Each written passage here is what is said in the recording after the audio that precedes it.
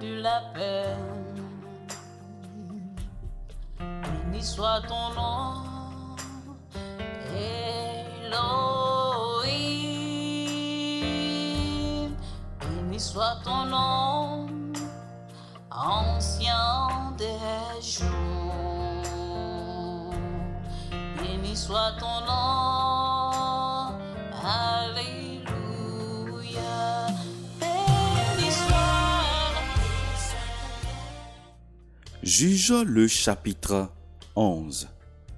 Il est écrit: Jephthé, le Galadite, était un vaillant guerrier, mais fils d'une femme prostituée, et c'était Galad qui avait engendré Jephthé. Or, la femme de Galad lui avait enfanté des fils.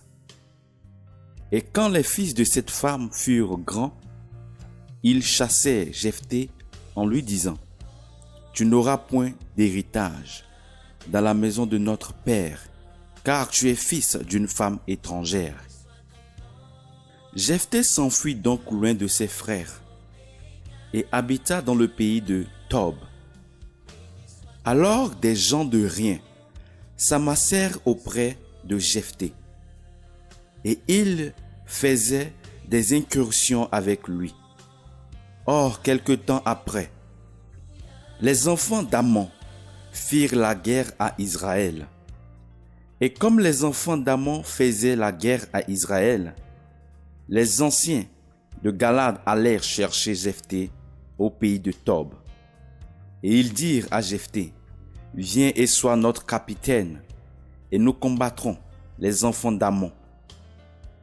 Mais Jephthé répondit aux anciens de Galad: N'est-ce pas vous qui m'avez haï, et ne m'avez-vous pas chassé de la maison de mon père?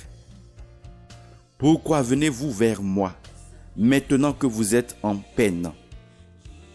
Alors les anciens de Galad dirent à Jephthé: Nous revenons à toi maintenant, afin que tu marches avec nous, et que tu combattes les enfants d'Ammon, et que tu sois notre chef, celui de tous les habitants de Galad. Et Jephthé répondit aux anciens de Galad: Si vous me ramenez pour combattre contre les enfants d'Ammon, et que l'Éternel les livre entre mes mains, je serai votre chef. Et les anciens de Galad dirent à Jephthé: Que l'Éternel nous entende et nous juge, si nous ne faisons pas ce que tu as dit. Jephthé s'en alla donc avec les anciens de Galad, et le peuple l'établit chef et capitaine. Et Jephthé répéta devant l'Éternel, à Mitzpa, toutes les paroles qu'il avait prononcées. Puis Jephthé envoya des messagers au roi des enfants d'Ammon pour lui dire: Qu'y a-t-il entre moi et toi, que tu sois venu contre moi pour faire la guerre dans mon pays? Et le roi des enfants d'Ammon répondit aux messagers de Jephthé: C'est parce qu'Israël, quand il montait d'Égypte, a pris mon pays depuis l'Arnon jusqu'au Jabbok et au Jourdain. Rends-le maintenant de bon gré. Mais Jephthé envoya de nouveau au roi des enfants d'Ammon des messagers qui lui dirent: Ainsi a dit Jephthé, Israël n'a rien pris du pays de Moab, ni du pays des enfants d'Ammon. Mais lorsque Israël monta d'Égypte, il marcha par le désert jusqu'à la mer Rouge et arriva à Kadès, et envoya des députés au roi d'Édom pour lui dire: Laisse-moi passer par ton pays. Mais le roi d'Édom n'y consentit pas.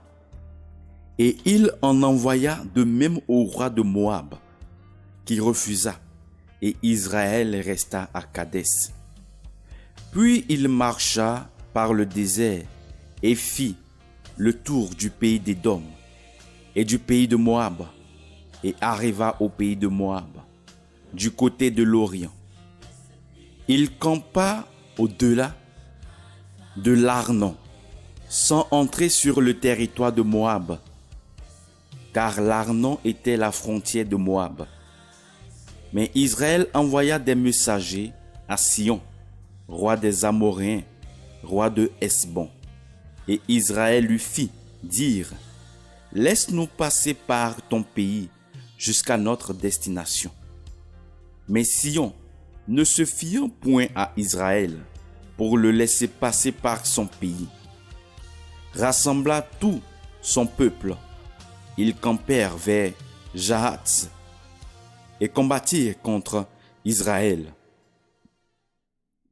Et l'Éternel, le Dieu d'Israël, livra Sion et tout son peuple entre les mains d'Israël. Et Israël le défit et conquit tout le pays des Amoréens qui habitaient ce pays-là. Ils conquirent donc tout le pays des Amoréens, depuis l'Arnon jusqu'au Jabbok et depuis le désert jusqu'au Jourdain.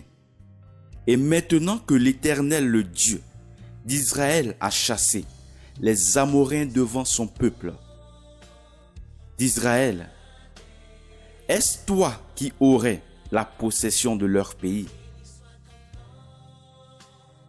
N'aurais-tu pas la possession de ce que ton Dieu, Kémosh, t'aurait donné à posséder? Ainsi nous posséderons le pays de tout ce que l'Éternel notre Dieu aura chassé devant nous. Au reste, vaux-tu mieux que Balak, fils de Sippor, roi de Moab? A-t-il contesté et combattu contre Israël? Voilà 300 ans qu'Israël habite Hesbon et les villes de son ressort, à Oréer et les villes de son ressort, et toutes les villes qui sont le long de l'Arnon. Pourquoi ne les lui avez-vous pas enlevés pendant ce temps-là? Je ne t'ai point offensé, mais tu agis mal avec moi, en me faisant la guerre. Que l'Éternel le juge, soit aujourd'hui juge entre les enfants d'Israël et les enfants d'Ammon. Mais le roi des enfants d'Ammon ne voulut point écouter les paroles que Jephthé lui avait fait dire. Alors, l'esprit de l'Éternel fut sur Jephthé, qui traversa Galad et Manassé. Il passa jusqu'à Mitzpa de Galad, et de Mitzpa de Galad, il marcha contre les enfants d'Ammon. Et Jephthé fit un vœu à l'Éternel et dit, « Si tu livres les enfants d'Ammon entre mes mains, ce qui sortira au-devant de moi, des portes de ma maison, quand je retournerai en paix de chez les enfants d'Ammon, sera à l'Éternel, et je l'offrirai en holocauste. » Puis Jephthé marcha contre les enfants d'Ammon pour leur faire la guerre.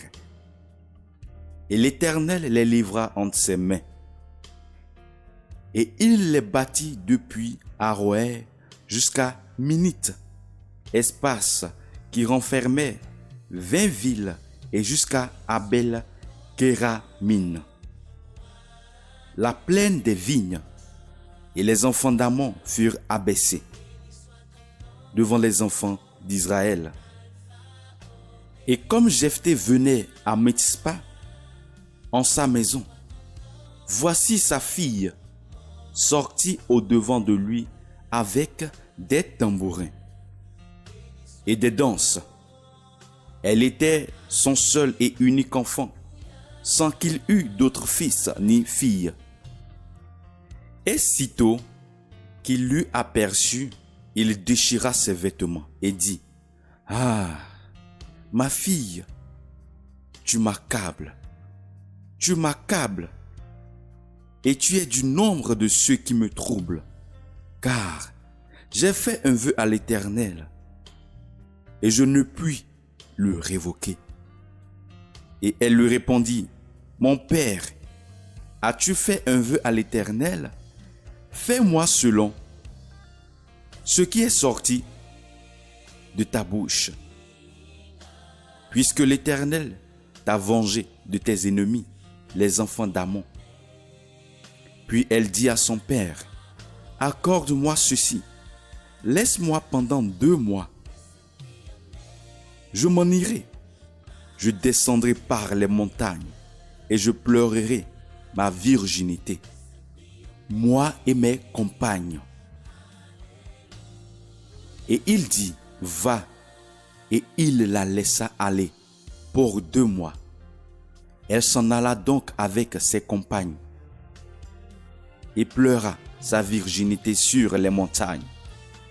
Et au bout de 2 mois, elle revint vers son père et il accomplit sur elle le vœu qu'il avait fait. Et elle ne connut point d'homme.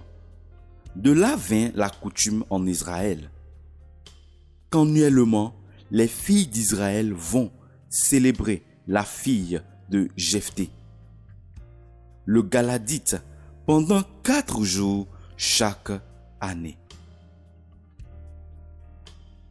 Juge le chapitre 12.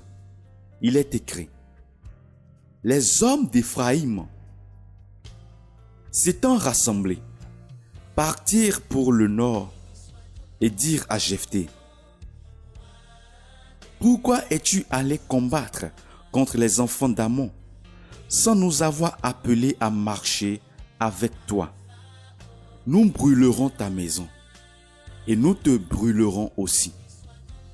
Et Jephthé leur dit, nous avons eu de grandes contestations avec les enfants d'Amon, moi et mon peuple. Et quand je vous ai appelés, vous ne m'avez pas délivré de leurs mains. Et voyant que vous ne me délivrez pas, j'ai exposé ma vie et j'ai marché contre les enfants d'Amon, et l'Éternel les a livrés en ma main. Pourquoi donc êtes-vous montés aujourd'hui contre moi pour me faire la guerre? Puis Jephthé, ayant rassemblé tous les gens de Galad, combattit contre Éphraïm. Et les hommes de Galad battirent ceux d'Éphraïm. Parce que ceux-ci avaient dit, vous êtes des fugitifs d'Éphraïm. Galad est au milieu d'Éphraïm, au milieu de Manassé. Et Galad s'empara des gués du Jourdain avant que ceux d'Éphraïm n'y arrivassent. Et quand un des fugitifs d'Éphraïm disait, laissez-moi passer, les gens de Galad lui disaient, es-tu Éphratien? Et il répondit, non. Alors il lui disait, eh bien, dis Siboleth, fleuve. Et il disait, Siboleth, sans faire attention à bien prononcer. Alors, le saisissant, il le mettait à mort au gué du Jourdain. Il périt en ce temps-là 42 000 hommes d'Éphraïm. Jephthé jugea Israël 6 ans. Puis Jephthé, le Galadite, mourut et fut enseveli dans une des villes de Galad. Après lui, Ibtsan de Bethléem jugea Israël. Il eut 30 fils et il maria hors de sa maison 30 filles. Il fit venir de dehors 30 filles pour ses fils et il jugea Israël 7 ans. Puis Ibtsan mourut et fut enseveli à Bethléem. Après lui, Élon, le Zabulonite, jugea Israël. Il jugea Israël 10 ans. Puis Élon, le Zabulonite, mourut et fut enseveli à Ajalon, dans la terre de Zabulon. Après lui, Abdon, fils d'Hillel, le Piratonite, jugea Israël. Il eut 40 fils et 30 petits-fils, qui montaient sur 70 ans, et il jugea Israël 8 ans. Puis Abdon, fils d'Hillel, le Piratonite, mourut et fut enseveli à Piraton, dans le pays d'Éphraïm, dans la montagne des Amalécites. Juge le chapitre 13. Il est écrit: les enfants d'Israël continuèrent à faire ce qui est mauvais aux yeux de l'Éternel, et l'Éternel les livra entre les mains des Philistins pendant 40 ans. Or, il y avait un homme de Sora, d'une famille des Danites, dont le nom était Manoah, et sa femme était stérile et n'avait pas d'enfant. Et un ange de l'Éternel apparut à cette femme et lui dit: voici, tu es stérile et tu n'as pas d'enfant, mais tu concevras et tu enfanteras un fils. Prends donc bien garde dès maintenant de ne point boire de vin ni de boisson forte, et de ne manger rien d'impur, car voici, tu vas être enceinte et tu enfanteras un fils, et le rasoir ne passera point sur sa tête, parce que l'enfant sera nazaréen de Dieu dès le sein de sa mère, et ce sera lui qui commencera à délivrer Israël de la main des Philistins. Or, la femme vint et parla à son mari en disant: un homme de Dieu est venu vers moi, et son aspect était comme l'aspect d'un ange de Dieu, fort, vénérable. Je ne lui ai point demandé d'où il était, et il ne m'a point dit son nom, mais il m'a dit: voici, tu vas être enceinte et tu enfanteras un fils. Maintenant donc, ne bois point de vin, ni de boisson forte, et ne mange rien d'impur, car cet enfant sera nazaréen de Dieu dès le sein de sa mère, jusqu'au jour de sa mort. Et Manoah supplia l'Éternel et dit: ah, Seigneur, que l'homme de Dieu que tu as envoyé vienne encore, je te prie, vers nous, et qu'il nous enseigne ce que nous devons faire à l'enfant qui doit naître. Dieu exauça la prière de Manoah, et l'ange de Dieu vint encore vers la femme comme elle était assise dans un champ. Mais Manoah, son mari, n'était pas avec elle. Et la femme courut vite le rapporter à son mari et lui dit: voici l'homme qui était venu l'autre jour vers moi m'est apparu. Et Manoah se leva et suivit sa femme. Et venant vers l'homme, il lui dit: es-tu l'homme qui a parlé à cette femme? Et il répondit: c'est moi. Et Manoah dit: quand ce que tu as dit sera arrivé, quelle conduite faudra-t-il tenir envers l'enfant, et que lui faudra-t-il faire? Et l'ange de l'Éternel répondit à Manoah: la femme s'abstiendra de tout ce que je lui ai dit. Elle ne mangera rien du produit de la vigne, elle ne boira ni vin ni boisson forte, et elle ne mangera rien d'impur. Elle observera tout ce que je lui ai commandé. Alors Manoah dit à l'ange de l'Éternel: permets que nous te retenions et que nous t'apprêtions un chevreau de lait. Et l'ange de l'Éternel répondit à Manoah: quand tu me retiendrais, je ne mangerai point de ton pain, mais si tu fais un holocauste, tu l'offriras à l'Éternel. car Manoah ne savait point que ce fut un ange de l'Éternel. Manoah dit encore à l'ange de l'Éternel, « Quel est ton nom, afin que nous t'honorions, quand ce que tu as dit sera arrivé. » Et l'ange de l'Éternel lui dit, « Pourquoi t'informes-tu ainsi de mon nom? Il est merveilleux. » Alors Manoah prit le chevreau de lait et l'offrande et les offrit à l'Éternel sur le rocher. Et il se fit une chose merveilleuse à la vue de Manoah et de sa femme. Comme la flamme montait de dessus l'autel vers les cieux, l'ange de l'Éternel monta aussi dans la flamme de l'autel. Manoah et sa femme, voyant cela, tombèrent le visage contre terre. Et l'ange de l'Éternel n'apparut plus à Manoah ni à sa femme. Alors, Manoah reconnut que c'était l'ange de l'Éternel.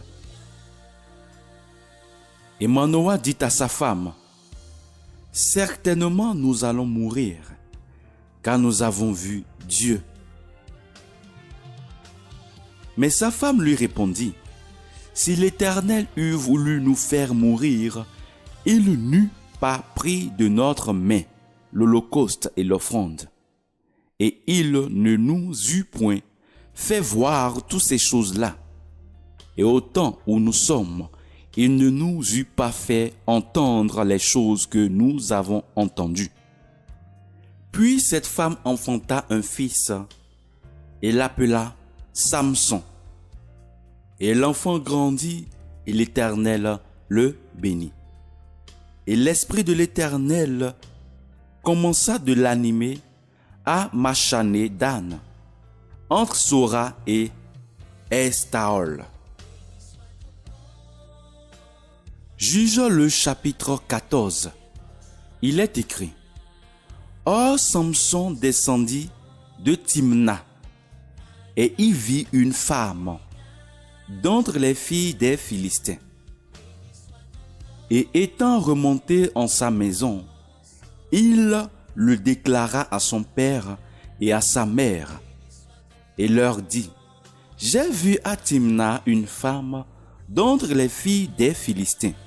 Maintenant, prenez-la, afin qu'elle soit ma femme. » Et son père et sa mère lui dirent, « N'y a-t-il point de femme parmi les filles de tes frères et dans tout ton peuple, que tu ailles prendre une femme chez les Philistins, ainsi concis. » Et Samson dit à son père, « Prends-la pour moi, car elle plaît à mes yeux. » Or son père et sa mère ne savaient point que cela venait de l'Éternel,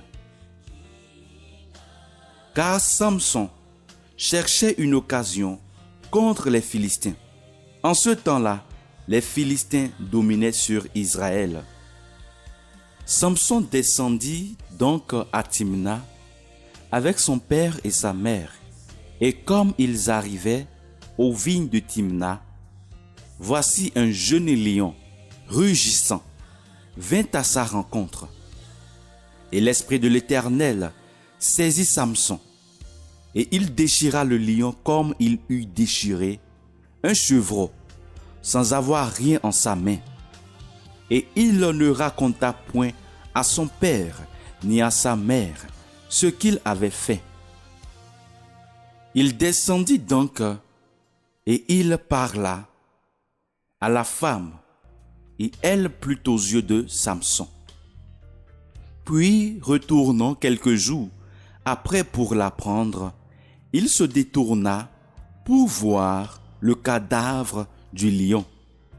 Et voici, il y avait dans le corps du lion un essaim d'abeilles et du miel.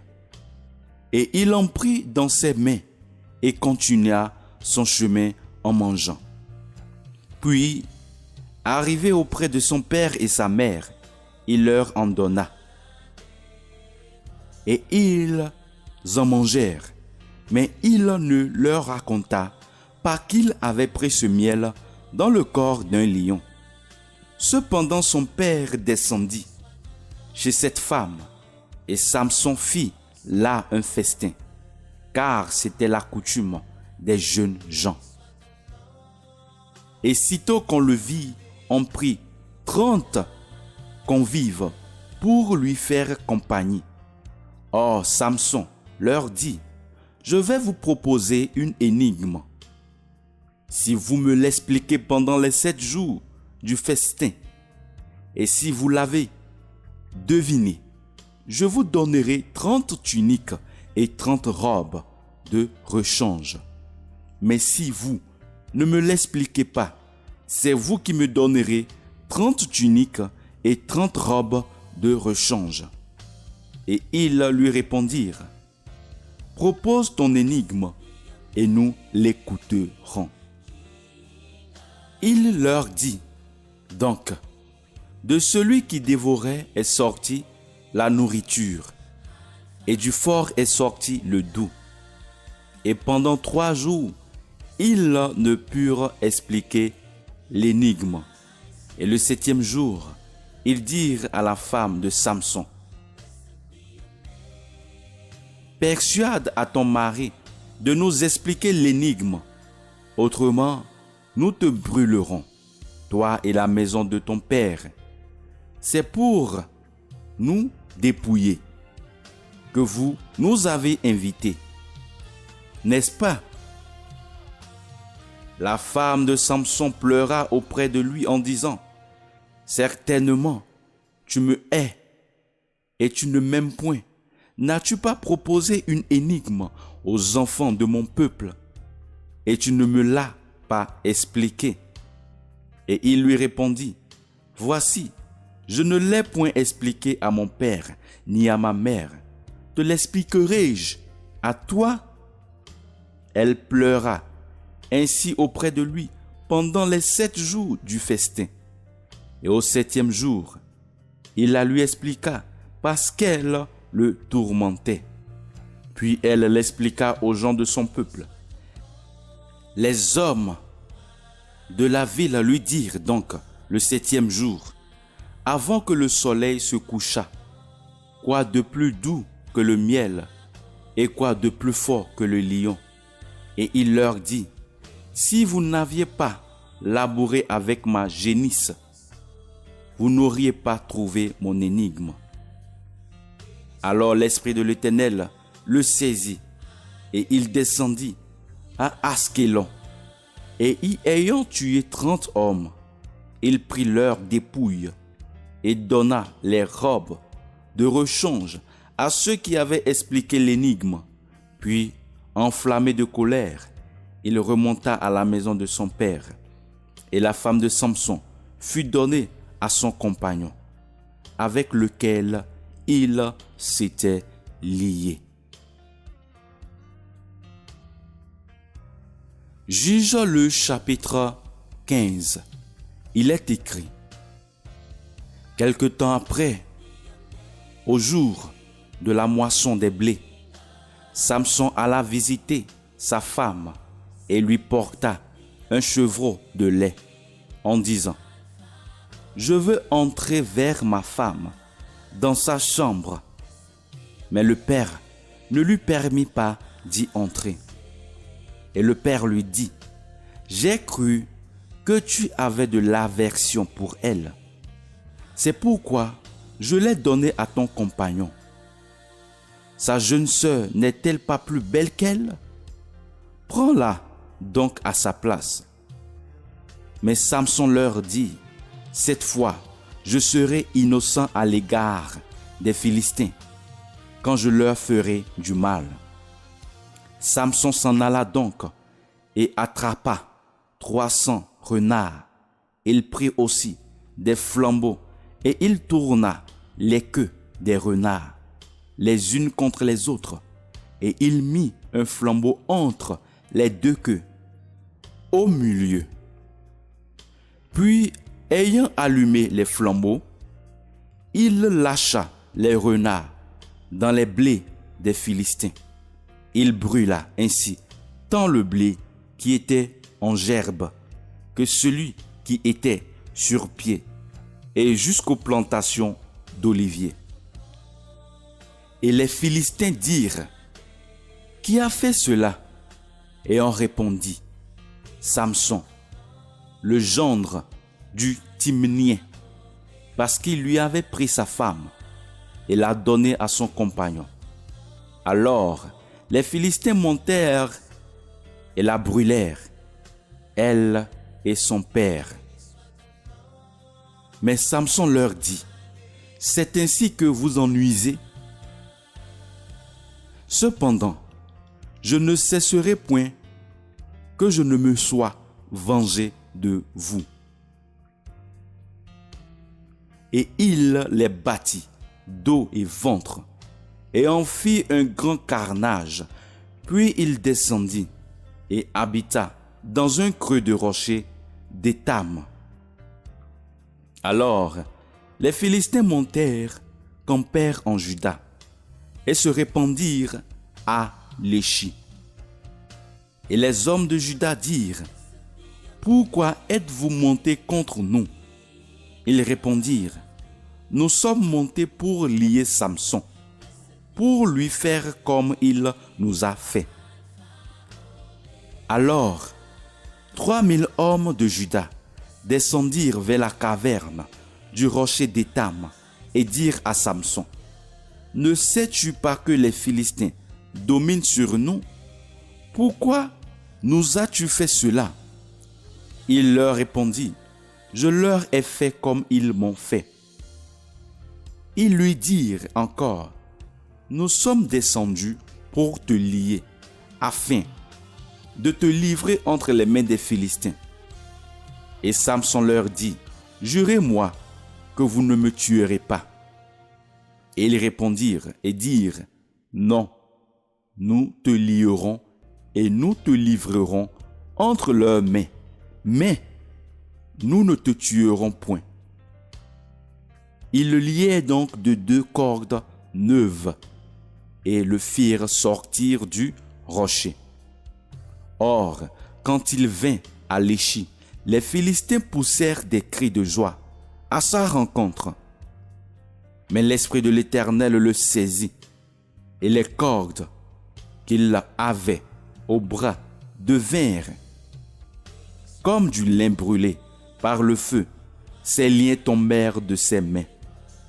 Et ayant trouvé une mâchoire d'âne toute fraîche, il étendit la main, la prit et en frappa 1000 hommes. Alors Samson dit: Avec une mâchoire d'âne, un monceau, 2 monceaux, avec une mâchoire d'âne, j'ai tué 1000 hommes.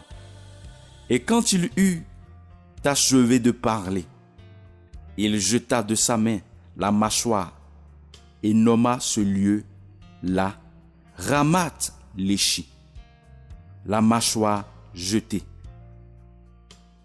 Et pressé par la soif, il cria à l'Éternel et dit: Tu as accordé à ton serviteur cette grande délivrance. Et maintenant, mourrai-je de soif et tomberai-je entre les mains des incirconcis? Alors Dieu fendit le rocher creux qui a Léchi, et les eaux en sortirent, et Samson but. Son esprit se remit, et il reprit courage.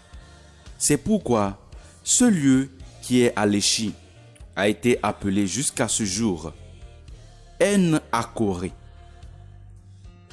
la source de celui qui invoque. Et il jugea Israël au temps des Philistins pendant 20 ans. Juge le chapitre 16. Il est écrit: Or Samson alla à Gaza, et il y vit une courtisane, et entra chez elle. Et on dit à ceux de Gaza. Samson est venu ici. Alors ils l'environnèrent, se tinrent en embuscade toute la nuit à la porte de la ville et se tinrent tranquilles toute la nuit en disant: au point du jour, nous le tuerons. Mais Samson demeura couché jusqu'à minuit. Et vers minuit, il se leva, saisit les battants de la porte de la ville et les 2 poteaux, et les ayant enlevés avec la barre, il les mit sur ses épaules et les porta au sommet de la montagne qui est en face d'Hébron. Après cela, il aima une femme dans la vallée de Sorek. Elle se nommait Délila.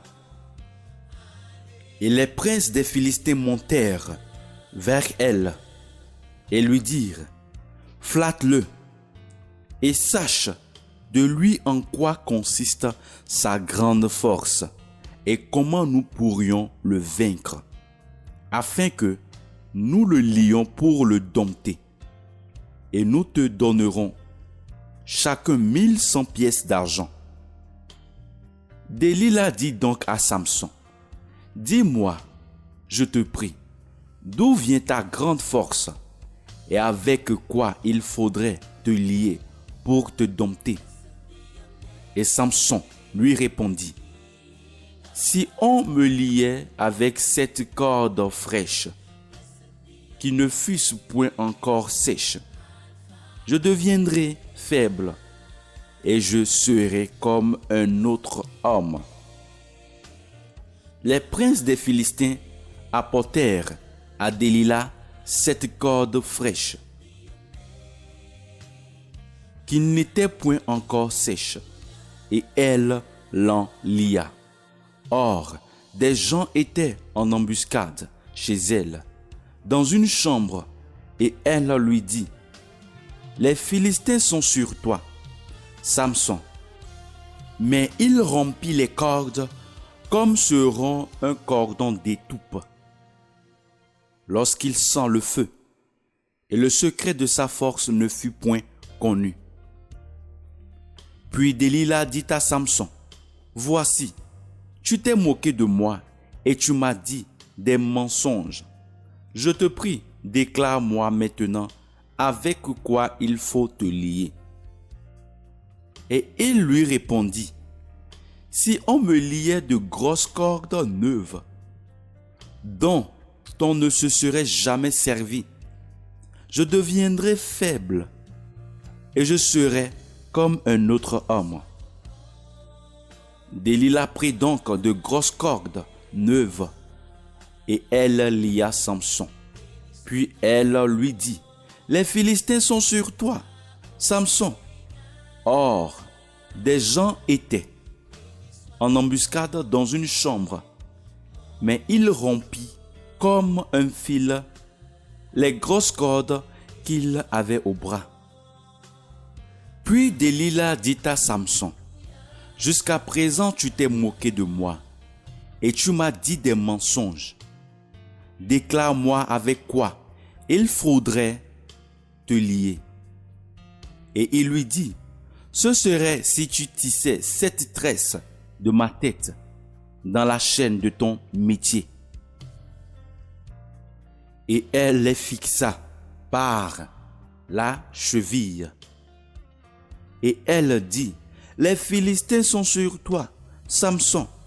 Mais il se réveilla de son sommeil et arracha la cheville du métier avec le tissu. Alors elle lui dit: comment peux-tu dire je t'aime, puisque ton cœur n'est point avec moi? Tu t'es moqué de moi 3 fois et tu ne m'as point déclaré d'où vient ta grande force. Et elle lui pressait tous les jours par ses paroles et le tourmentait de sorte que son âme en était affligée jusqu'à la mort. Alors il lui ouvrit tout son cœur et lui dit, le rasoir n'a jamais passé sur ma tête, car je suis Nazaréen de Dieu. Dès le sein de ma mère, si j'étais rasé, ma force m'abandonnerait, et je deviendrais faible, et je serais comme tout autre homme.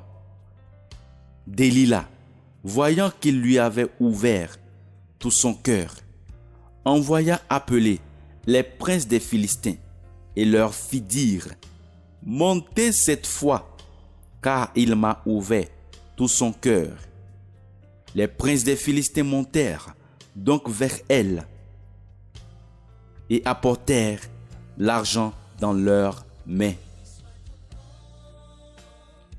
Et elle l'endormit sur ses genoux. Et ayant appelé un homme, elle lui fit raser 7 tresses des cheveux de sa tête. Elle commença ainsi à le dompter et sa force l'abandonna. Alors elle dit, « Les Philistins sont sur toi, Samson. » Et il s'éveilla de son sommeil et dit, « J'en sortirai comme les autres fois, et je me dégagerai de leurs mains. » Mais il ne savait pas que l'Éternel s'était retiré de lui. Les Philistins le saisirent donc et lui crevèrent les yeux. Ils le firent descendre à Gaza et le lièrent de 2 chaînes d'airain, et il tournait la meule dans la prison. Cependant, les cheveux de sa tête recommencèrent à croître depuis qu'il avait été rasé. Or, les princes des Philistins s'assemblèrent pour offrir un grand sacrifice à Dagon, leur dieu, et pour se réjouir.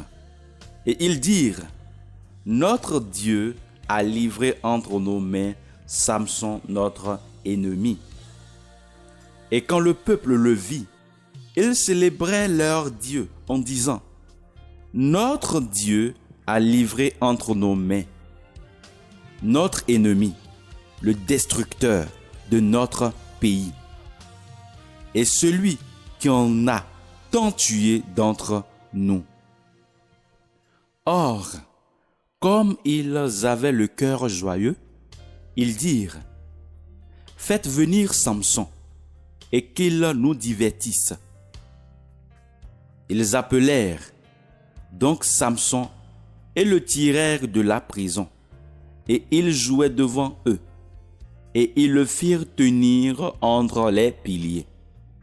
Alors Samson dit au garçon qui le tenait par la main, « Place-moi et fais-moi toucher les piliers qui soutiennent la maison, afin que je m'y appuie. » Or, la maison était pleine d'hommes et de femmes, et tous les princes des Philistins y étaient. Il y avait même sur la plateforme près de 3000 personnes, hommes et femmes, qui regardaient Samson jouer. Alors, Samson invoqua l'Éternel et dit, « Seigneur, Éternel, je te prie, souviens-toi de moi, ô Dieu, je te prie.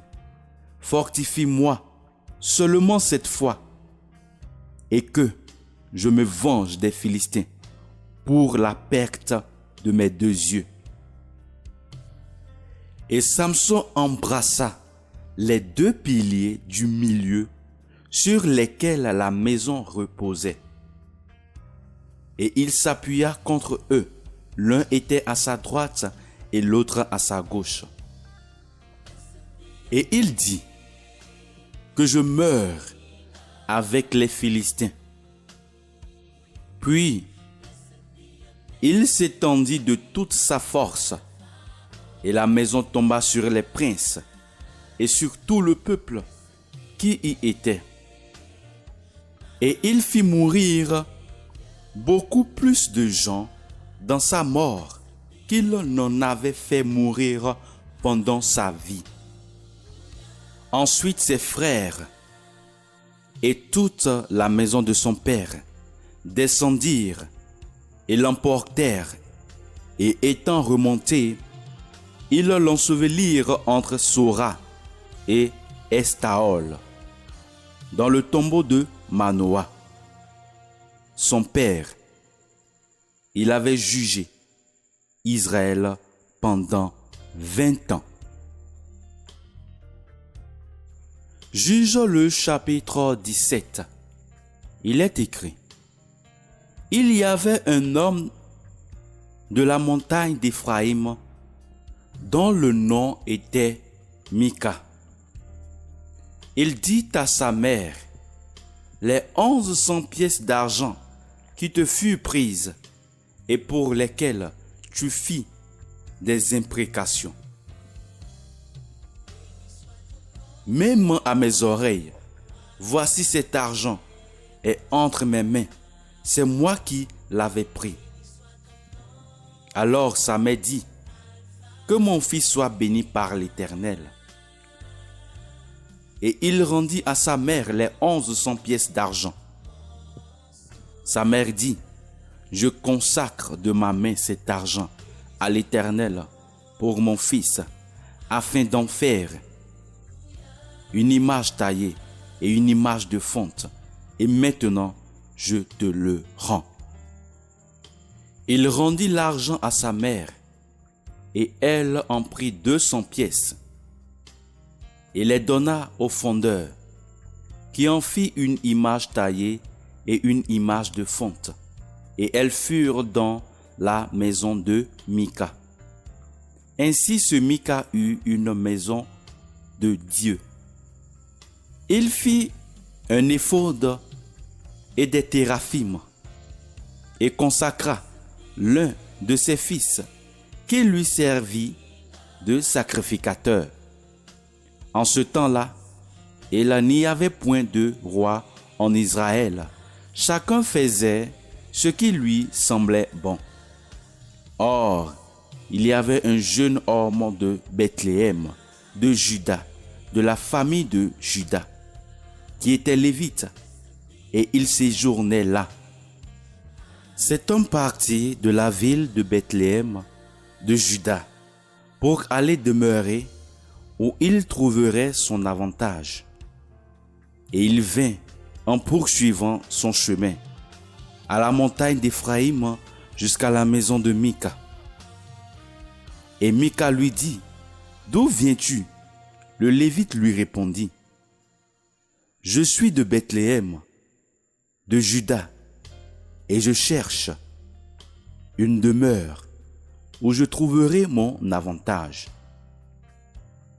Et Mika lui dit: demeure avec moi et sers-moi de père et de sacrificateur, et je te donnerai 10 pièces d'argent par an, un habillement complet et ta nourriture. Et le Lévite y alla. Ainsi le Lévite se décida de demeurer avec cet homme. Et ce jeune homme fut pour lui comme l'un de ses fils. Et Mika consacra le Lévite, et le jeune homme lui servit de sacrificateur, et demeura dans sa maison. Alors Mika dit: maintenant, je sais que l'Éternel me fera du bien, parce que j'ai ce Lévite pour sacrificateur.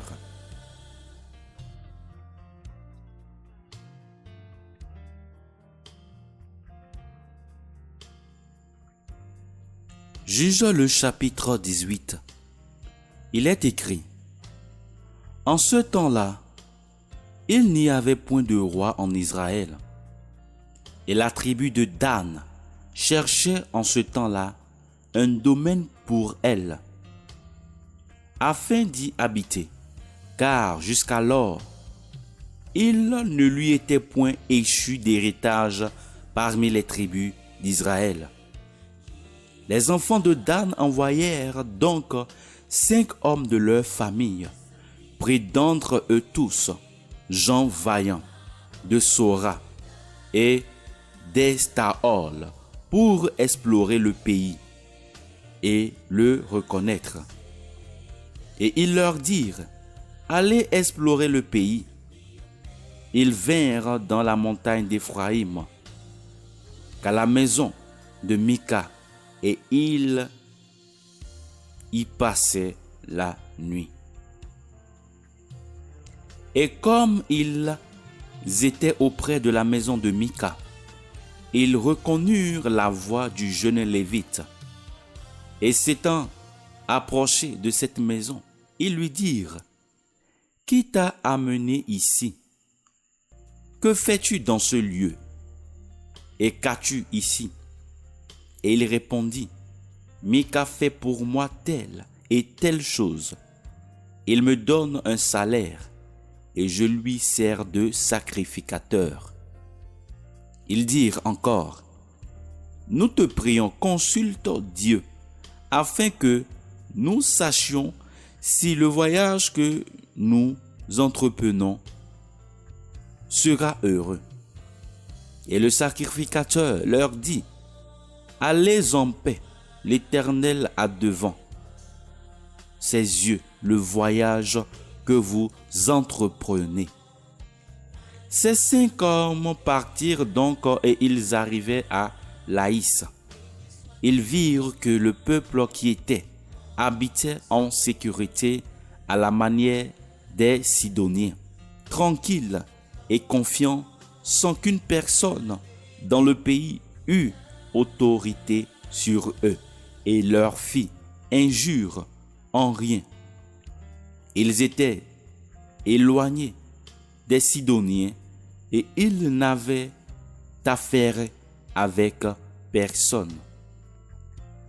Ils revinrent ensuite auprès de leurs frères à Sora et à Estaol, et leurs frères leur dirent, « Que rapportez-vous? » Et ils répondirent, « Allons, montons contre eux, car nous avons vu le pays, et voici, il est très bon. Quoi? Vous êtes sans rien dire? Ne soyez point paresseux à partir pour aller posséder ce pays. Quand vous y entrerez, vous arriverez vers un peuple qui est en pleine sécurité. Le pays est de grande étendue et Dieu l'a livré entre vos mains. C'est un lieu où rien ne manque de tout ce qui est sur la terre. » Il partit de là, de Sora et d'Estaol, de la famille de Dan, 600 hommes munis de leurs armes. Ils montèrent et campèrent à Kirjat Jearim en Juda. Et on a appelé ce lieu-là Machané Dan, camp de Dan, jusqu'à ce jour. Il est derrière Kirjat Jearim. Puis de là, ils passèrent dans la montagne d'Éphraïm et arrivèrent jusqu'à la maison de Mika. Alors les 5 hommes qui étaient allés pour explorer le pays de Laïs, prenant la parole, dirent à leurs frères, « Savez-vous que dans ces maisons, il y a un éphod et des téraphim, une image taillée et une image de fonte. Voyez donc maintenant ce que vous avez à faire. » Alors, ils s'approchèrent de là et entrèrent dans la maison du jeune Lévite, dans la maison de Mika, et le saluèrent. Or, les 600 hommes d'entre les fils de Dan, qui étaient sous les armes, s'arrêtèrent à l'entrée de la porte. Mais les 5 hommes qui étaient allés pour explorer le pays montèrent, entrèrent dans la maison et prirent l'image taillée, l'éphod, les téraphim et l'image de fonte, pendant que le sacrificateur était à l'entrée de la porte avec les 600 hommes armés.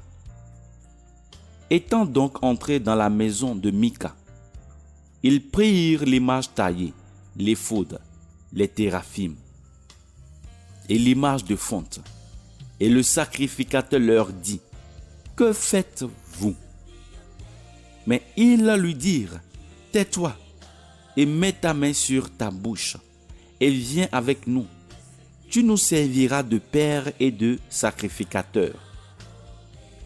Lequel vaut mieux pour toi, d'être sacrificateur de la maison d'un seul homme ou d'être sacrificateur d'une tribu et d'une famille en Israël ?» Alors le sacrificateur eut de la joie en son cœur. Il prit l'éphod, les téraphim et l'image taillée et se mit au milieu du peuple. Ils se remirent donc en chemin et marchèrent en plaçant devant eux les petits enfants, le bétail et les bagages. Ils étaient déjà loin de la maison de Mika, lorsque ceux qui étaient dans les maisons voisines de celle de Mika se rassemblèrent à grands cris et poursuivirent les enfants de Dan. Et ils criaient après eux. Mais eux, tournant visage, dirent à Mika, « Qu'as-tu que tu cries ainsi ?» Il répondit, « Vous avez enlevé mes dieux que j'avais faits, ainsi que le sacrificateur, et vous êtes partis. Que me reste-t-il et comment me dites-vous qu'as-tu » Mais les enfants de Dan lui dirent, « Ne nous fais point entendre ta voix, de peur que des hommes irrités ne se jettent sur vous et que vous n'y laissiez la vie, toi et ta famille. » Les descendants de Dan continuèrent donc leur chemin. Et Mika, voyant qu'il était plus fort que lui, tourna visage et revint en sa maison. Ainsi, ayant pris les choses que Mika avait faites et le sacrificateur qu'il avait, ils tombèrent sur Laïs, sur un peuple tranquille et qui se croyait en sûreté, et ils le firent passer au fil de l'épée. Puis, ayant mis le feu à la ville, ils la brûlèrent.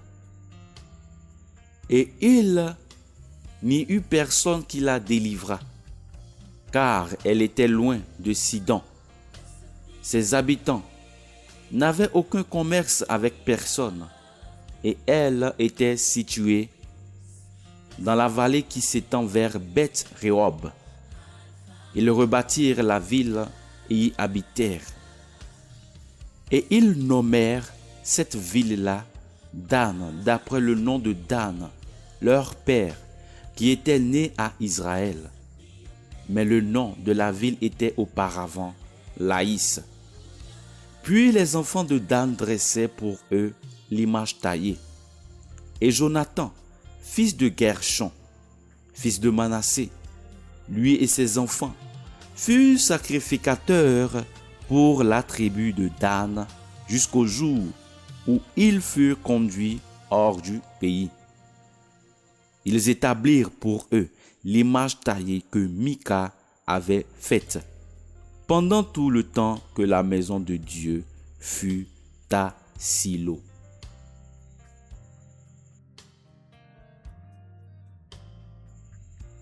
Juge le chapitre 19. Il est écrit: Il arriva en ce temps-là, où il n'y avait point de roi en Israël, qu'un Lévite qui demeurait au fond de la montagne d'Éphraïm prit pour sa concubine une femme de Bethléem de Juda. Et sa concubine se prostitua chez lui et s'en alla d'avec lui à la maison de son père à Bethléem de Juda.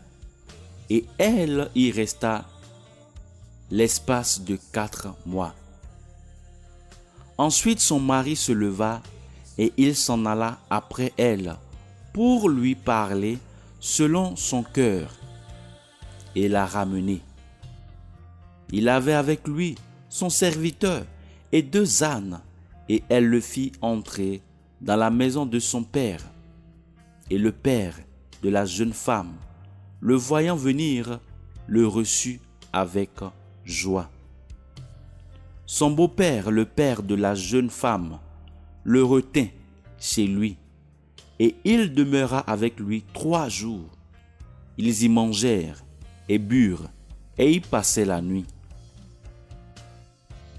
Le 4e jour, ils se levèrent de bon matin, et comme le Lévite se levait pour s'en aller, le père de la jeune femme dit à son gendre: prends une bouchée de pain pour te fortifier, et après cela, vous vous en irez. Ils s'assirent donc et mangèrent, eux 2, et burent ensemble. Et le père de la jeune femme dit au mari: décide-toi donc à passer la nuit, et que ton cœur se réjouisse.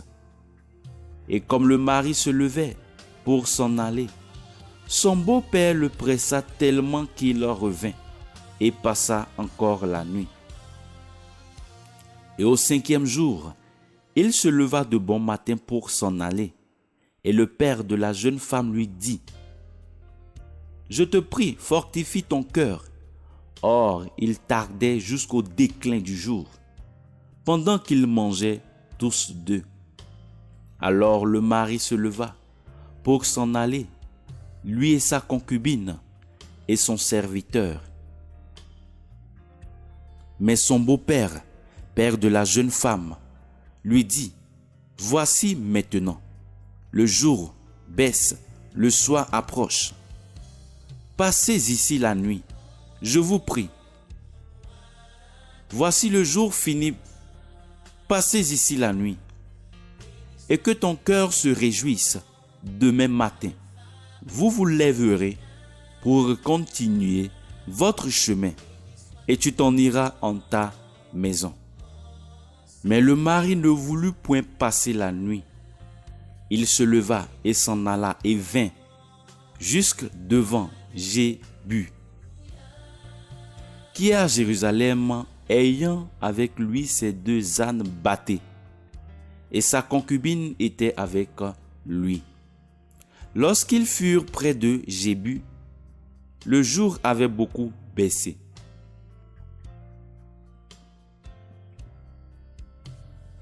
Le serviteur dit à son maître: allons, dirigeons-nous vers cette ville des Jébusiens, et nous y passerons la nuit.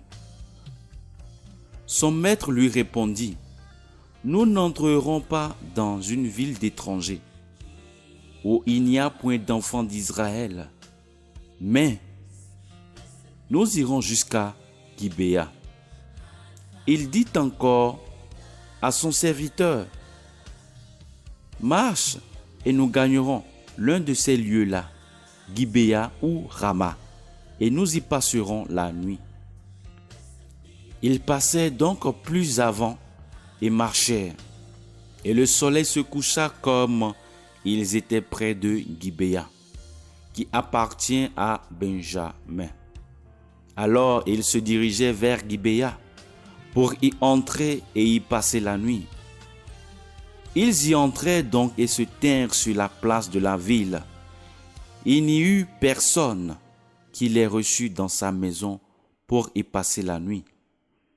Mais voici, sur le soir, un vieillard revenait des champs, de son travail. Cet homme était de la montagne d'Éphraïm, mais il demeurait à Gibéa, dont les habitants étaient benjamites. Levant les yeux, il vit ce voyageur sur la place de la ville. Alors, le vieillard lui dit: où vas-tu et d'où viens-tu? Il lui répondit: nous allons de Bethléem de Juda vers le fond de la montagne d'Éphraïm, d'où je suis. J'étais allé jusqu'à Bethléem de Juda, et je me rends à la maison de l'Éternel, et il n'y a personne qui me reçoive. dans sa maison. Cependant, nous avons de la paille et du fourrage pour nos ânes, et du pain, et du vin pour moi et pour ta servante, et pour le garçon qui est avec tes serviteurs.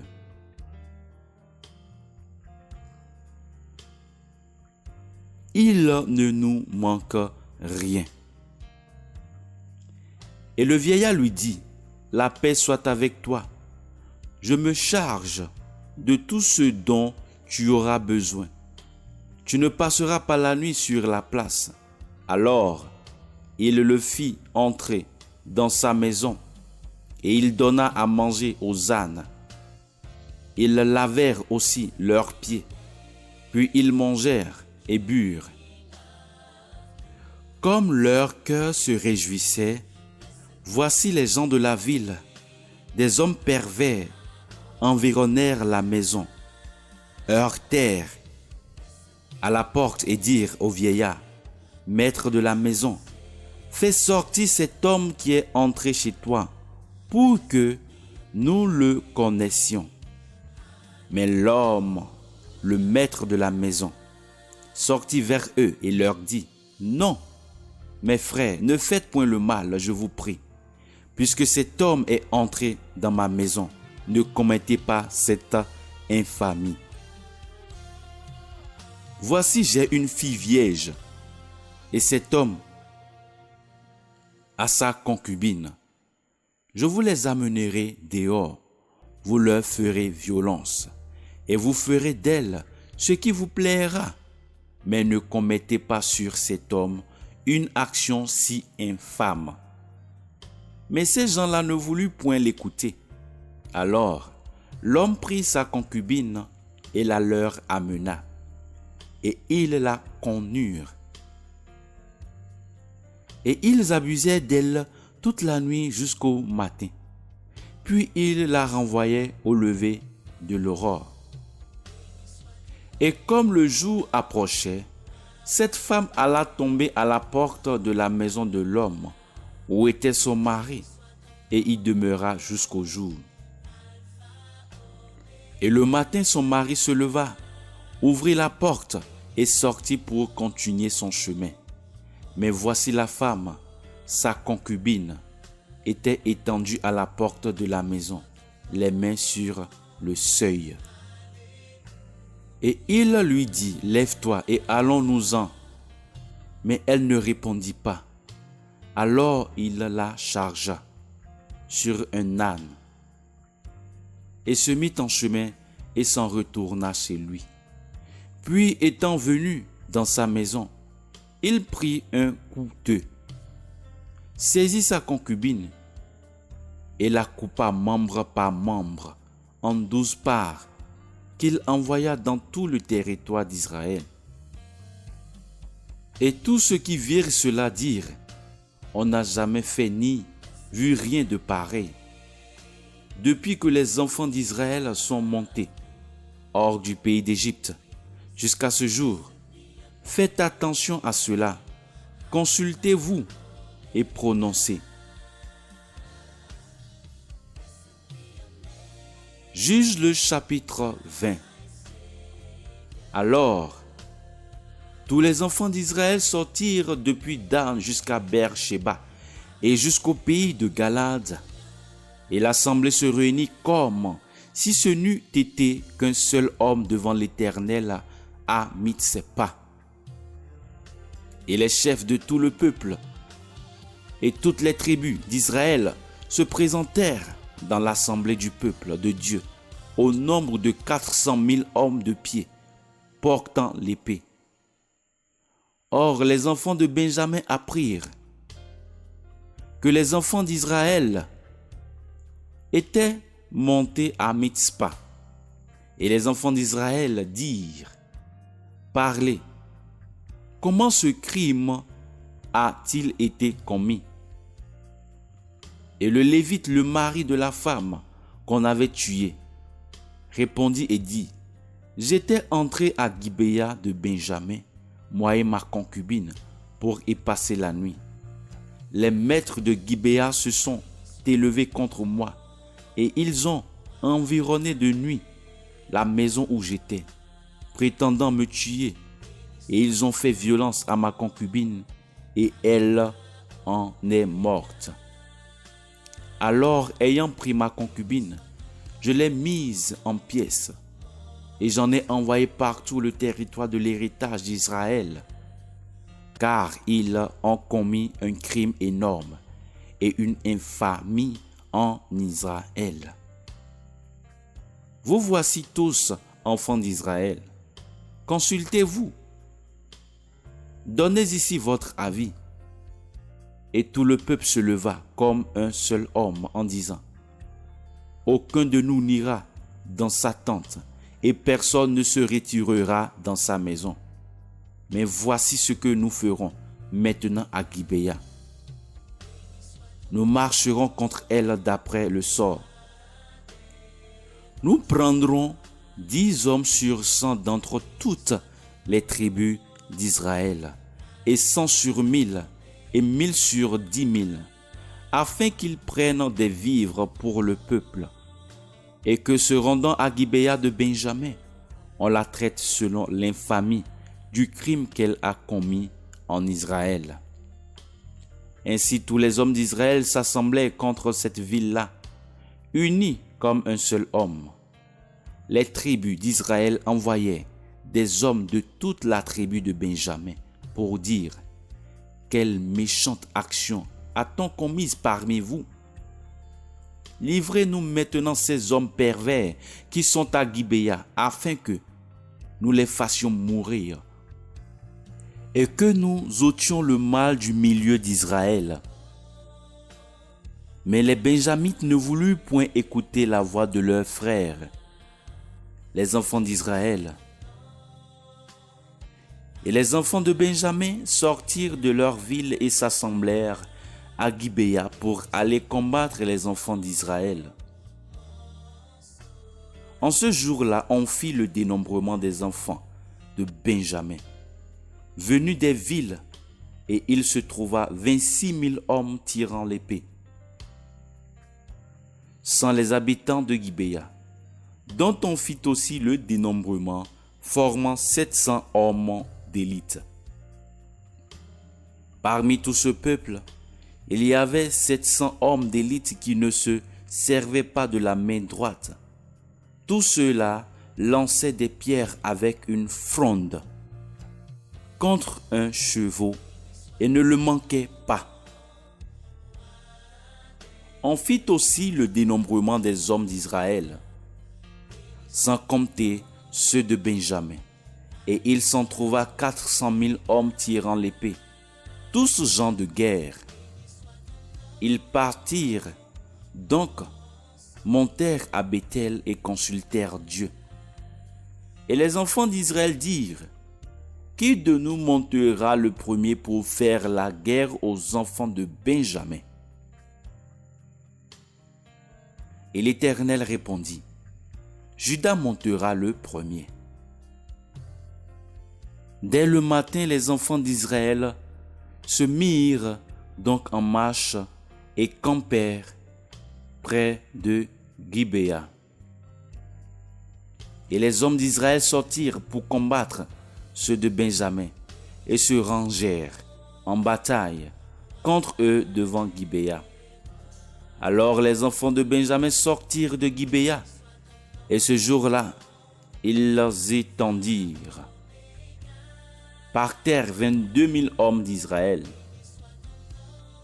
Toutefois, le peuple, les hommes d'Israël, reprit courage, et ils se rangèrent de nouveau en bataille, dans le lieu où ils s'étaient placés le premier jour.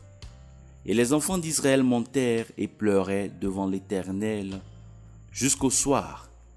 Ils consultèrent l'Éternel en disant, m'approcherai-je encore pour combattre contre les enfants de Benjamin? Mon frère, et l'Éternel répondit, montez contre lui. Le lendemain donc, les enfants d'Israël s'approchèrent des enfants de Benjamin. Les Benjamites sortirent aussi contre eux de Gibéa ce second jour. Et ils étendirent encore par terre 18 000 hommes des enfants d'Israël, qui tiraient tous l'épée. Alors les enfants d'Israël et tout le peuple montèrent et vinrent à Béthel. Ils y pleurèrent et se tinrent là devant l'Éternel et jeûnèrent ce jour-là jusqu'au soir. Et ils offrirent des holocaustes et des sacrifices de prospérité devant l'Éternel. Ensuite, les enfants d'Israël consultèrent l'Éternel. L'arche de l'alliance de Dieu était alors en ce lieu-là. Et Phiné, fils d'Éliézar, fils d'Aaron, se tenait devant l'Éternel. Ils dirent donc: dois-je marcher encore pour combattre les enfants de Benjamin, mon frère, ou dois-je m'en abstenir? Et l'Éternel répondit: montez, car demain je les livrerai entre vos mains. Alors Israël mit des embuscades autour de Gibéa. Et les enfants d'Israël montèrent le 3e jour contre les Benjamites et se rangèrent contre Gibéa comme les autres fois. Or les Benjamites étaient sortis à la rencontre du peuple, furent attirés loin de la ville, et ils commencèrent à en frapper quelques-uns du peuple comme les autres fois. Et il eut environ 30 hommes d'Israël qui furent blessés à mort dans les chemins, dont l'un monte à Béthel et l'autre à Gibéa, par la campagne. Et les enfants de Benjamin disaient: il tombe devant nous comme la première fois. Mais les enfants d'Israël disaient: fuyons et attirons-les loin de la ville dans les chemins. Alors tous ceux d'Israël, se levant du lieu où ils étaient, se rangèrent à Baal-Tamar, et l'embuscade d'Israël déboucha de son poste, de la prairie de Gibéa, et 10 000 hommes d'élite de tout Israël vinrent contre Gibéa. Et la mêlée fut rude, et ceux de Benjamin n'aperçurent point le mal qui allait tomber sur eux. Et l'Éternel battit Benjamin devant les Israélites. Et les enfants d'Israël, en ce jour-là, tuaient 25 100 hommes de Benjamin, tous tirant l'épée. Les Benjamites avaient cru que les hommes d'Israël étaient battus. Or, ils avaient reculé devant ceux de Benjamin, car ils se reposaient sur les embuscades qu'ils avaient mises près de Gibéa. Et ceux qui étaient en embuscade se jetèrent vivement sur Gibéa. Ainsi ceux qui étaient en embuscade marchèrent et firent passer toute la nuit au fil de l'épée. Or les hommes d'Israël avaient donné leur signal à ceux qui étaient en embuscade, qu'ils fissent monter de la ville une épaisse fumée. Les hommes d'Israël avaient donc tourné le dos dans la bataille, et les Benjamites avaient commencé de frapper et de blesser à mort environ 30 hommes de ceux d'Israël. Et ils disaient: certainement ils tombent devant nous comme à la première bataille. Mais quand une colonne de fumée s'éleva et commença à monter de la ville, ceux de Benjamin regardèrent derrière eux, et voici, la ville entière montait en feu vers le ciel. Alors les gens d'Israël se retournèrent, et ceux de Benjamin furent épouvantés en voyant le désastre qui allait les atteindre. Et ils tournèrent le dos devant ceux d'Israël par le chemin du désert, Mais l'armée d'Israël les serra de près, et ceux des villes, ils les tuaient dans leur propre endroit. Ils environnaient Benjamin, le poursuivirent et le foulèrent aux pieds sans relâche jusqu'à l'opposite de Gibéa, vers le soleil levant. Il tomba ainsi 18 000 hommes de Benjamin, tous vaillants hommes. Parmi ceux qui tournaient le dos pour s'enfuir vers le désert, au rocher de Rimmon, ceux d'Israël en grappillaient par les chemins 5 000 hommes, et les poursuivant de près jusqu'à Gidéon. Ils en frappaient 2 000. Tous ceux de Benjamin qui tombèrent ce jour-là furent donc 25 000 hommes tirant l'épée, et tous vaillants hommes. Et il y eut 600 hommes de ceux qui avaient tourné le dos, qui échappèrent vers le désert, au rocher de Rimmon, et demeurèrent au rocher de Rimmon pendant 4 mois. Mais les gens d'Israël revinrent vers les enfants de Benjamin et les firent passer au fil de l'épée. Tant les hommes de chaque ville que le bétail et tout ce qui s'y trouva. Ils brûlaient aussi toutes les villes qu'ils rencontrèrent. Juge le chapitre 21. Il est écrit: Or les hommes d'Israël avaient juré à Mitzpa en disant: Nul de nous ne donnera sa fille pour femme à un benjamite. Puis le peuple vint à Béthel et resta là jusqu'au soir, en la présence de Dieu. Et ils élevèrent la voix et répandirent des larmes en abondance. Et ils dirent: Ô Éternel, Dieu d'Israël, pourquoi ceci est-il arrivé en Israël, qu'il manque aujourd'hui une tribu d'Israël? Et le lendemain, le peuple se leva de bon matin, et ils bâtirent là un autel, et ils offrirent des holocaustes et des sacrifices de prospérité. Alors les enfants d'Israël dirent: Qui est celui d'entre toutes les tribus d'Israël qui n'est point monté à l'assemblée vers l'Éternel? Car on avait fait un grand serment contre celui qui ne monterait point vers l'Éternel à Mitzpa, en disant: Il sera puni de mort. Car les enfants d'Israël se repentaient de ce qui était arrivé à Benjamin, leur frère, et disaient: Aujourd'hui, une tribu a été retranchée d'Israël. Que ferons-nous pour ceux qui sont demeurés de reste, pour leur donner des femmes, puisque nous avons juré par l'Éternel que nous ne leur donnerons point de nos filles pour femmes?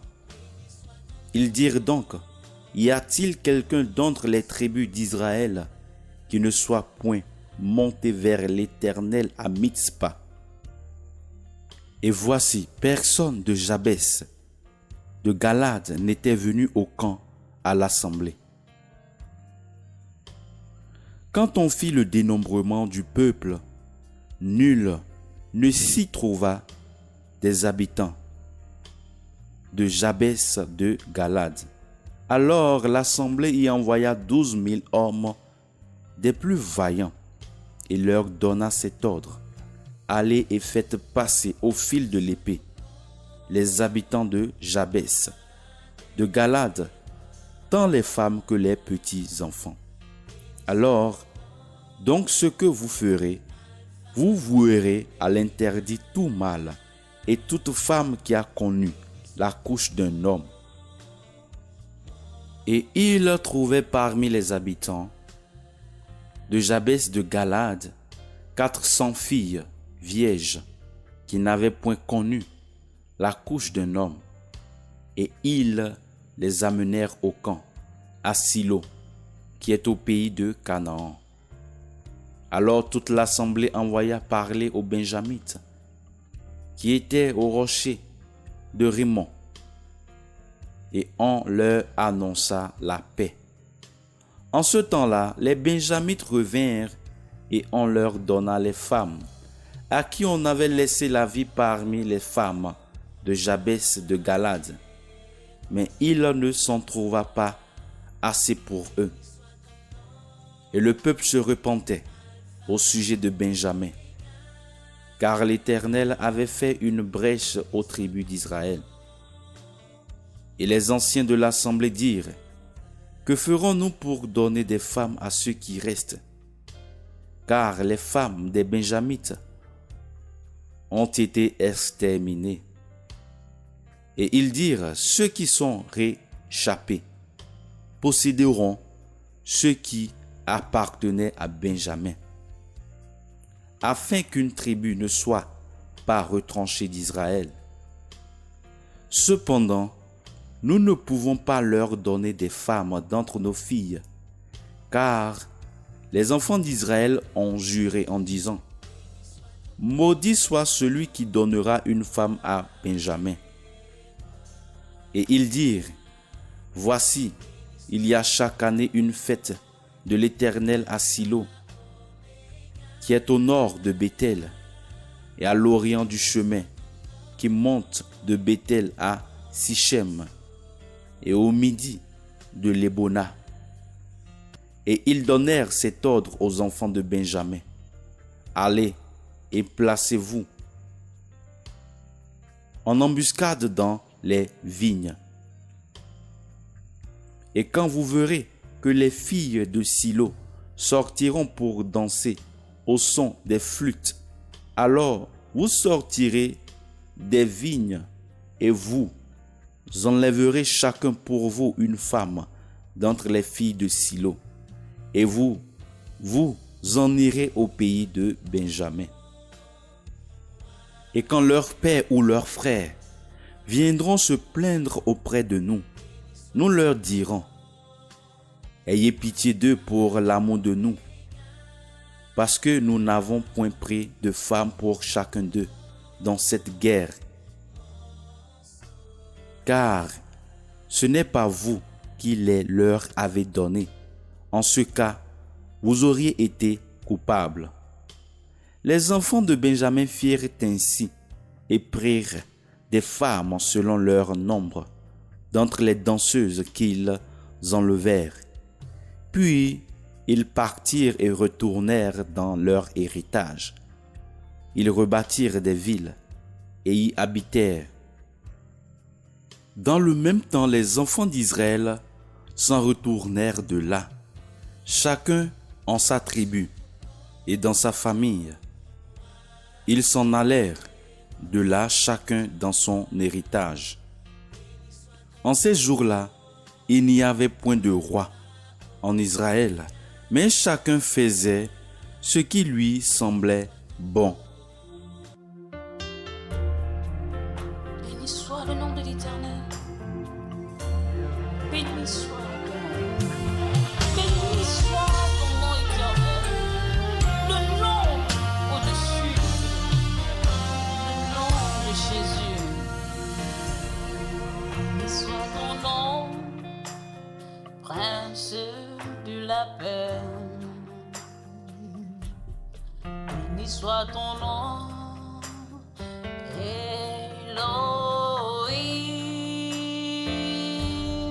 Béni soit ton nom, ancien des jours.